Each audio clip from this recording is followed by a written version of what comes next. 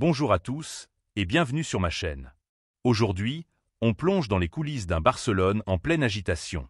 Entre transferts, tensions internes et jeunes pépites, le Barça se prépare pour une saison explosive. Rashford, Luis Diaz, Ter Stegen, Koundé. Voici tout ce que vous devez savoir. C'est la grosse info mercato du jour. Marcus Rashford serait fou à l'idée de jouer à Barcelone. Selon Fabrizio Romano, l'attaquant anglais aurait donné son feu vert pour un prêt sans option d'achat. Son profil plaît énormément. Il est rapide, polyvalent et surtout disponible à faible coût. Manchester United pourrait même prendre en charge une partie de son salaire. Mais malgré cet enthousiasme, Deco, le directeur sportif du Barça, a une autre priorité, Luis Diaz. Le Colombien de Liverpool est explosif, décisif et confirmé au plus haut niveau. Deco rêve de l'intégrer à l'effectif. Le problème est son prix. Liverpool ne compte pas le céder pour moins de 75 à 80 millions d'euros.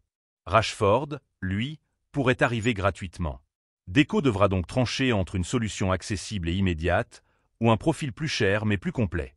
Pendant ce temps, les choses bougent aussi en interne. Hier après-midi, l'agent de Jules Koundé a rencontré Deco lors d'un rendez-vous discret à la Ciutat Esportiva.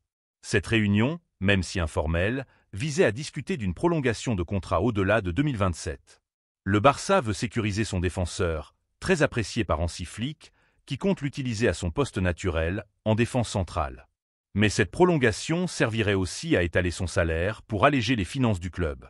La stabilité défensive est une priorité, et cette prolongation pourrait aussi éloigner les intérêts venus d'Angleterre. Mais tout n'est pas calme du côté du vestiaire. Marc-André Ter Stegen a fait parler de lui dès la reprise de l'entraînement. Alors que tout le groupe était attendu pour la première séance collective, le gardien allemand a décidé de s'entraîner seul au gymnase. Officiellement, il s'agit de douleurs lombaires. Mais officieusement, certains parlent d'un malaise plus profond. Ter Stegen serait affecté par des tensions internes et il envisagerait sérieusement un départ. Le club de son côté cherche déjà une porte de sortie. Son salaire est élevé et le Barça veut rajeunir ce poste. Cette saga est peut-être à son tout début, mais elle s'annonce longue et tendue. En parallèle, le Barça continue d'explorer le marché pour renforcer son avenir. Le club a récemment coché le nom de Kees Smith, jeune meneur de jeu de 19 en évoluant à l'AZ Alkmaar. Ce gaucher créatif impressionne en Eredivisie par sa vision du jeu et sa technique. Son profil est parfaitement compatible avec le style Barça, et il est vu comme un potentiel Pedri ou Gavi bis. Barcelone pourrait tenter de le recruter dès cet été, ou verrouiller une option avant que les clubs anglais ne se positionnent. Et puis, difficile de parler du futur sans évoquer Lamine Yamal.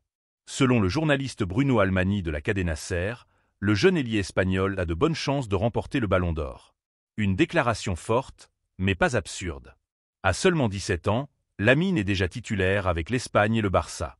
Il a brillé en Ligue des Champions et impressionne par sa maturité, sa prise de décision et son calme dans les grands matchs. Le Barça mise tout sur lui. Si le club réussit à l'entourer de bons coéquipiers, il pourrait devenir une légende du club. Pablo Torre quitte Barcelone et rejoint Majorque. Après 3 années au club, il quitte finalement le navire avec 2 Ligas en poche, 2 Supercoupes d'Espagne et une Coupe du Roi. Il signe pour 5 ans pour un montant de 5 millions d'euros, le Barça garde un pourcentage à la revente et une option de rachat prioritaire. Bonne chance à lui et on espère qu'il fera une belle carrière. Voilà donc un été brûlant qui s'annonce pour le FC Barcelone. Entre les rêves de Rashford, l'obsession Luis Diaz, les incertitudes autour de Ter Stegen et le Ballon d'Or de Lamine Yamal, le club se retrouve face à de grandes décisions pour son avenir. Et vous en pensez quoi? Quel attaquant voudriez-vous recruter? Faut-il vendre Ter Stegen? Koundé mérite-t-il une prolongation? Laissez-moi vos avis en commentaire. Abonnez-vous à la chaîne pour suivre chaque jour le journal rapide du club. Merci à tous et à très vite.